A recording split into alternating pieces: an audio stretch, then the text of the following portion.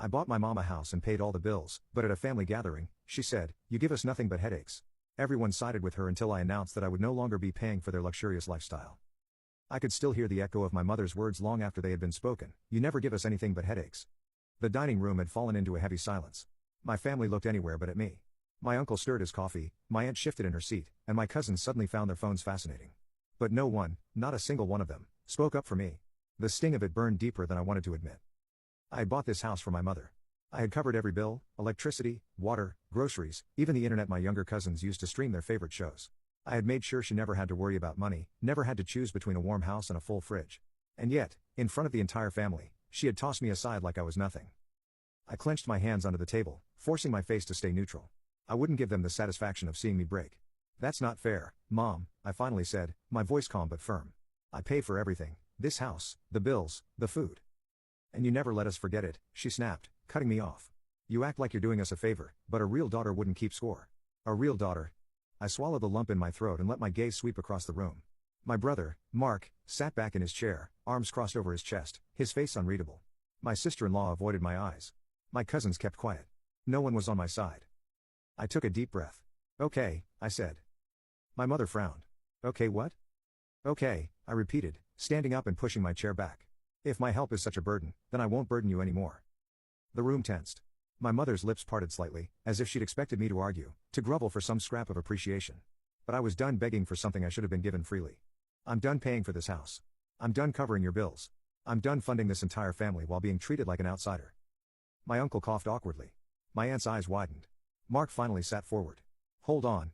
"No," I cut him off, shaking my head. "You all sat here and let her say that to me. You all let her pretend like I'm nothing but a nuisance. So fine, let's see how you do without me." I grabbed my purse and turned to leave. And then the panic set in. I walked out of that dining room with my head held high, but the moment I stepped outside, my hands started shaking. My breath came quicker than I wanted, my heart pounding against my ribs. I had done it. For the first time in years, I had set a boundary. And yet, instead of feeling free, all I felt was hollow. I got into my car, gripping the steering wheel so tightly my knuckles turned white. I knew what was coming next. My mother would twist my words. The family would rally around her, and soon enough, I'd be painted as the selfish, ungrateful daughter who abandoned them. But this time, I wouldn't let them pull me back in. My phone buzzed. "Mom, come back inside. You're overreacting." Then another, "Mark, what are you doing?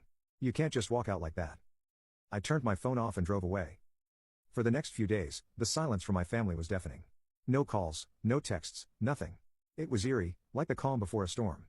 Then, on the third day, the messages started flooding in.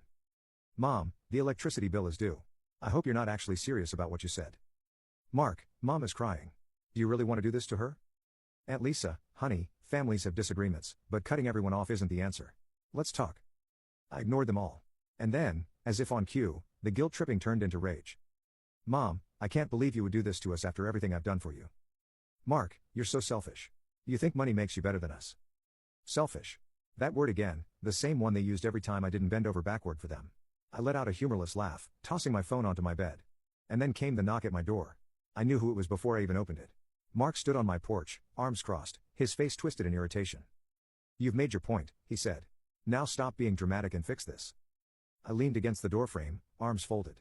"Fix what?" "You know what," he snapped. "Mom's losing her mind. The bills are stacking up, and you just, what? Walk away?" I tilted my head. "Why is that my problem?" His jaw tightened. "Because you're the one who always takes care of it." "And maybe that's the problem," I said, my voice calm. "Maybe it's time someone else steps up for a change." Mark let out a dry laugh. "Like who? Mom? She doesn't work." "Me? I have my own expenses." I raised an eyebrow. "And I don't?" "You make more than all of us," he shot back. "There it is," I said. "The real reason you all feel entitled to my money. Just because I make more doesn't mean I owe you anything. I bought that house for Mom.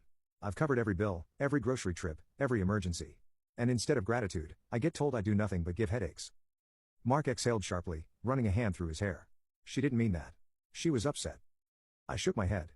"No, she meant it. And the worst part? No one defended me. Not even you." He looked away. For the first time, I saw it, the flicker of guilt in his eyes. "You don't get it," he finally muttered. "Mom's scared. She doesn't know how to handle things without you." "Then maybe she should have thought about that before she humiliated me in front of the whole family," I said, stepping back inside. "I'm done, Mark. Figure it out." And with that, I closed the door. The next week was chaos. Mom called every relative she could, spinning the story in her favor. She abandoned us. She's punishing me just because I asked for respect. She's selfish, greedy, only cares about money. Some relatives took her side immediately, sending me messages about how family is everything and how I'll regret this one day. But others started seeing the cracks. Aunt Lisa, sweetheart, I didn't know you were paying for everything. That's not fair to you. Cousin Rachel, wait, hold up. You bought the house, and she still treats you like that? Mom didn't expect people to ask questions. And when they did, her perfect little victim act started falling apart. By the end of the month, she called me herself, not to apologize, but to beg. Please, just cover the bills for one more month. We're struggling. I closed my eyes, took a deep breath, and gave her the same answer I'd given Mark: figure it out. And for the first time in my life, I felt free. Days passed, then weeks. I expected my mother to come around eventually, to apologize, to admit she had been wrong, to at least acknowledge what I had done for her all these years. But she didn't. Instead, she doubled down. I started hearing things through the family grapevine: how I had turned my back on my own mother, how I had forced her into financial ruin, how I was so full of myself that I thought money could replace love and family. And my personal favorite, how she raised a selfish, ungrateful daughter who abandoned the woman who gave her life. It was laughable, really. I had done everything for her, bought her a house, paid her bills, made sure she never had to worry about a single thing. You can click on share and more to see if there is a part 2.